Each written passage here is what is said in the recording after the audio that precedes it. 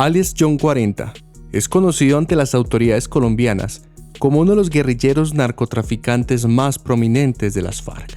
En este video te contaré toda su historia en el grupo subversivo y en qué situación se encuentra hoy en día. Sean todos bienvenidos a Narraciones Criollas.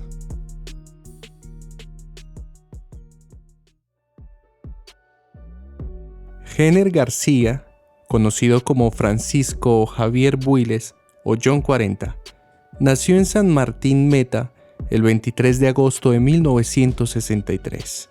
Él es nieto de Roque Molina, alias El Diablo, un campesino de los años 70 que se alzó en armas junto a Manuel Marulanda, alias Tiro Fijo, en Marquetalia, Tolima, a inicios de la guerrilla.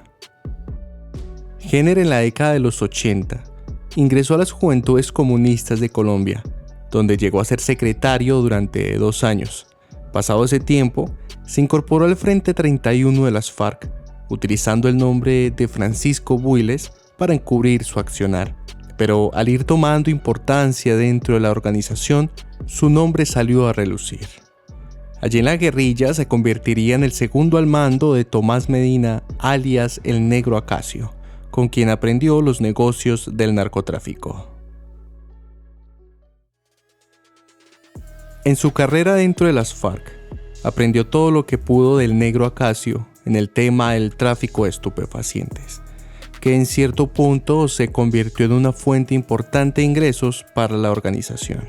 Ya para el 2006, John 40 era considerado uno de los capos más importantes del Meta, siendo reconocido por tener una extravagancia en la vestimenta, en sus joyas, relojes de oro y camionetas de lujo. Reportes de inteligencia identificaron a Hener como un sujeto callado que desarrollaba sus actividades con la llamada malicia indígena y que se cuidaba bastante de hablar por radio para no ser rastreado con facilidad.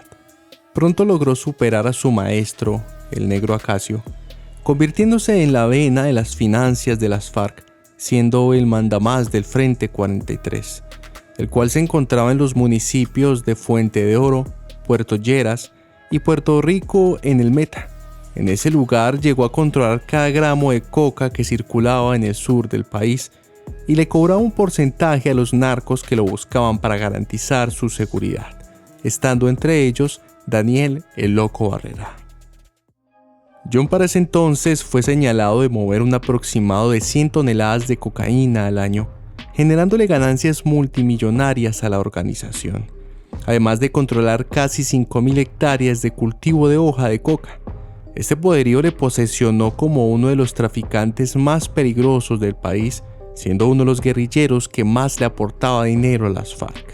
Su poder criminal aumentó en el 2007, luego de que su mentor el Negro Acacio perdiera la vida como resultado de un bombardeo militar.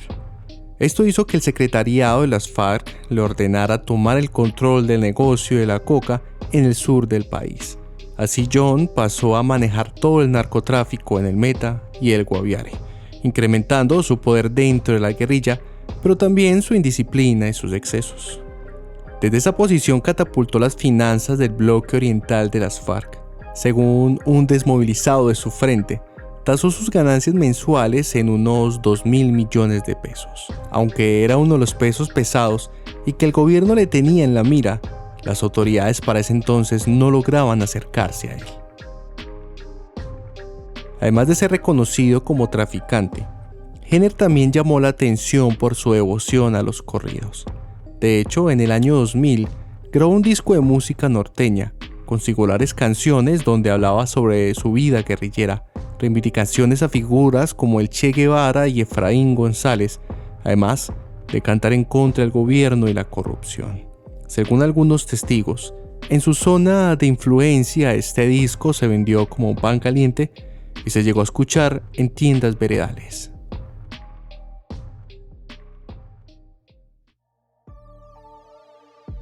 Como todo narco, al tiempo que ascendía como capo, dejaba atrás una estela de muerte y de sangre que se desató en el sur del país.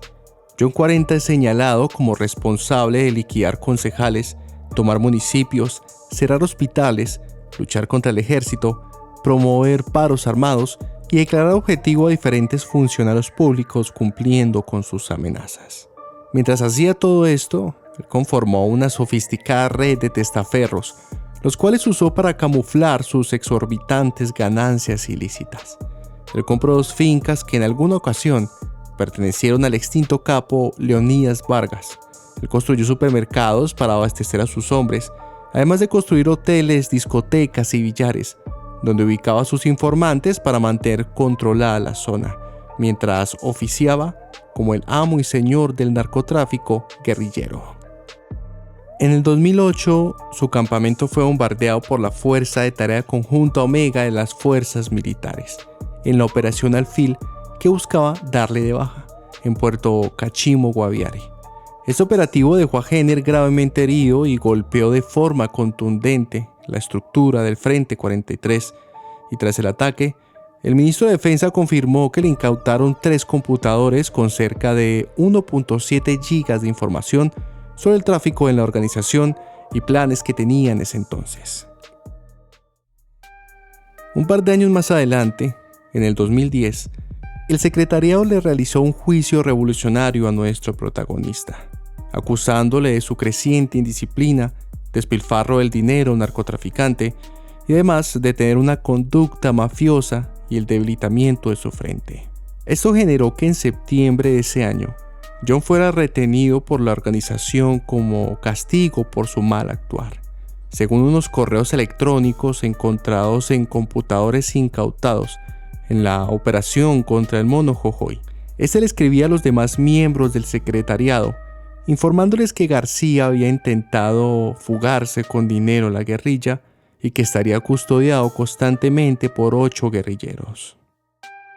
Otro miembro importante, Iván Márquez, pidió cuentas del dinero manejado por Jenner, ya que por su comportamiento le señalaron de hacer quedar a la guerrilla como unos bandidos narcotraficantes y no como una organización que luchaba por un ideal. El secretariado, presuntamente, tomó la decisión de degradarlo, quitarle el mando, desterrarlo y confinarlo en una prisión fariana según los documentos ya mencionados. Aunque posteriormente, en el 2012, de John se volvió a tener información cuando hombres bajo su comandancia se enfrentaron al Ejército Nacional en una zona selvática del departamento del Guainía, y ese mismo año se le señaló de haber tomado el mando del frente a Casio Medina, en el municipio de Maroa, en el estado de Amazonas, Venezuela.